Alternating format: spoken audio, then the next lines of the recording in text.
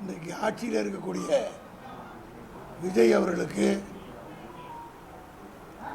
எல்லா ஆட்சியும் மிஞ்சக்கூடிய வகையில் சர்வாதிகாரத்தில் உச்சத்தில் நின்று கொண்டு செயலாற்றி கொண்டிருக்கிறார். நாளை தினம் சட்டமன்றம் கூட இருக்கிறது. சட்டமன்றம் கூட இருக்கிற இந்த நேரத்தில் எதிர்க்கட்சி தலைவரை கைது செய்வது என்பது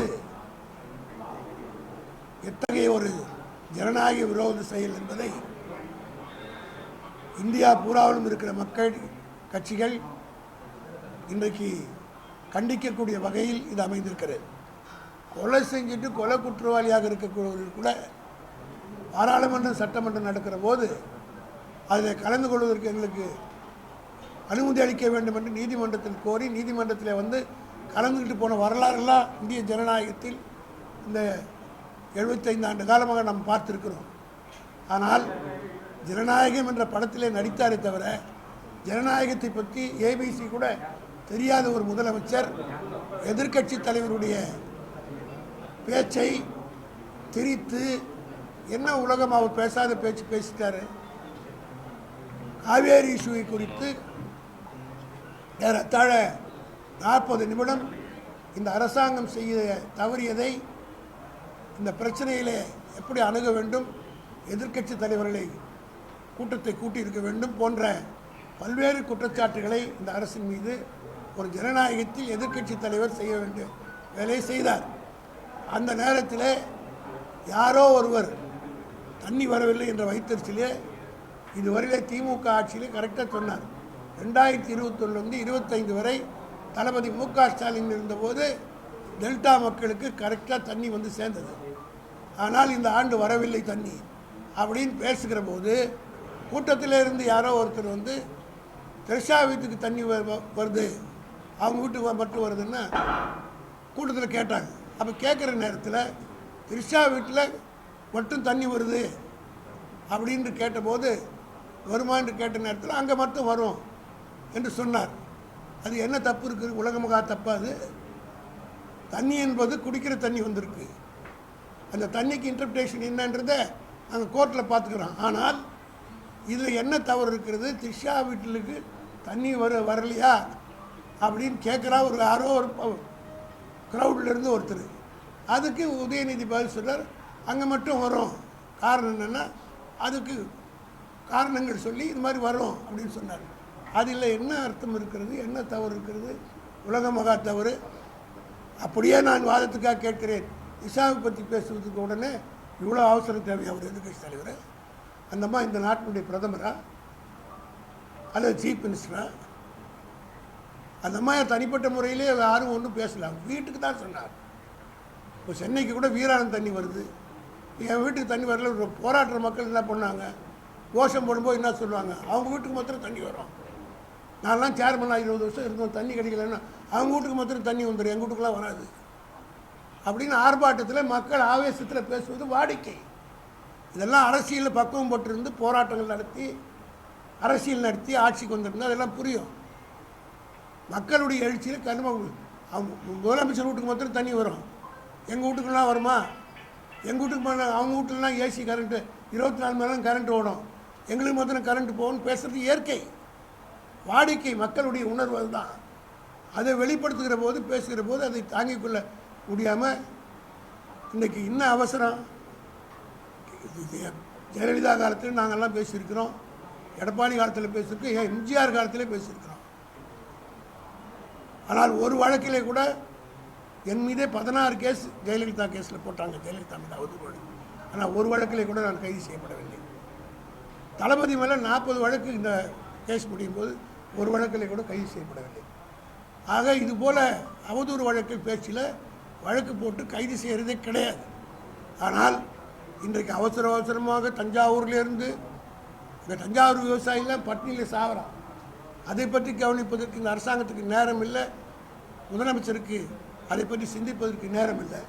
ஆனால் அங்கே இருந்து ஆள் அனுப்பி இங்கே இருந்து அழிச்சு போட. ஒன்று மட்டும் சொல்கிறேன், எங்கள் உதயநிதி ஸ்டாலினை இன்றைக்கு இளைய கலைஞராக மாற்றி கொண்டிருக்கிறார்கள். என்னுடைய நினைவெல்லாம் 1963 65 இந்திய எதிர்ப்பு போராட்ட நேரத்தில் கலைஞரை இதே போல தான் கைது செய்து ஆலயங்கோட்டுக்கு ஜெயிலில் வேன்லேயே அழைச்சிட்டு போனாங்க. அதெல்லாம் இன்றைக்கி இருக்கக்கூடிய இவருக்கு தெரியாது. இவர் பிறந்திருக்கவே மாட்டார். அப்போ அன்றைக்கி கலைஞரை கைது செய்து இதே போல் வேனில் ஏற்றிக்கிட்டு ஆலயங்கோட்டை வரையில் போனாங்க. அதே போல் இன்றைக்கு உதயநிதி ஸ்டாலின் அவர்களை கைது செய்து வேனில் அழைச்சிட்டு போகிறாங்க.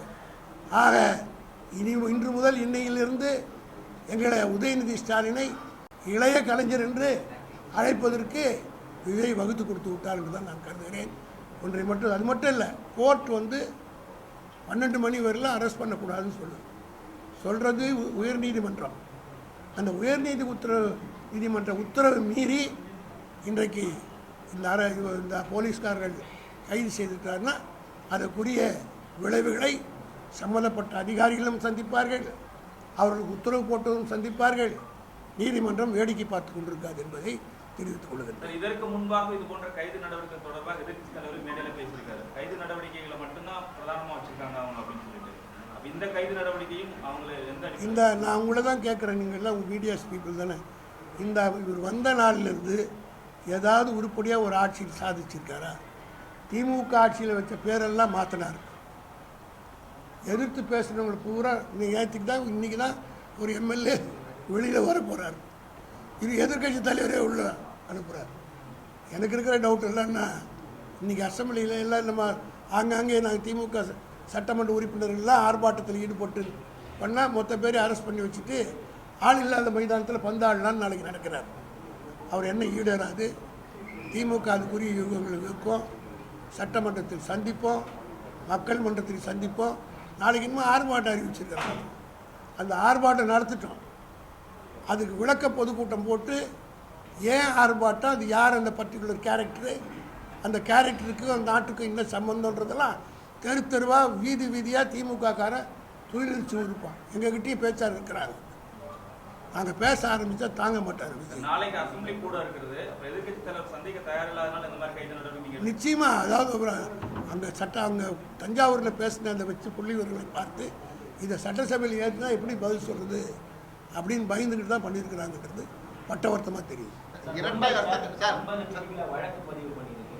12 மணிக்கு விசாரணை சொல்லியிருக்காங்க. நடுவில் இப்போ அவரை தஞ்சாவூர் அழைச்சிட்டு போகிறாங்க. நடுவில் நம்மளுடைய சட்டம் எப்படி சொல்கிறாங்க சார்? நீதிமன்றத்தில் நாடி இருக்கிறோம். 12 மணிக்கு ஏறிக்கு வரும். நீதிபதி என்ன சொல்கிறார் என்று பார்ப்போம். அதற்குரிய நடவடிக்கை இருக்குது. சட்ட ரீதியாக இதை விட பெரிய போராட்டங்கள்லாம் சட்ட ரீதியாக நடத்தி ஜெயிச்ச கட்சி தான் தெரியும். 100 படைகள் ஐபிசியில் இருக்கிற எல்லா பிரிவையும் கூட போடட்டும். அதை பற்றி கவலை இல்லை. பண்ணட்டும்.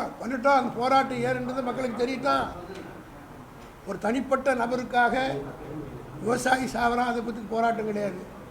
ஒன்றிய அரசிலிருந்து இப்போ எடுத்து போராடி போராட்டம் நடத்துறதுக்கு யோகியது இல்லாத ஒரு ஆட்சி யாரோ ஒரு நடிகைக்காக போராட்டம் நடத்தி ஆர்ப்பாட்டம் நடத்தி பேசுகிறாங்கன்னா அதை நாங்கள் துயில் உரித்து காட்டுவோம்.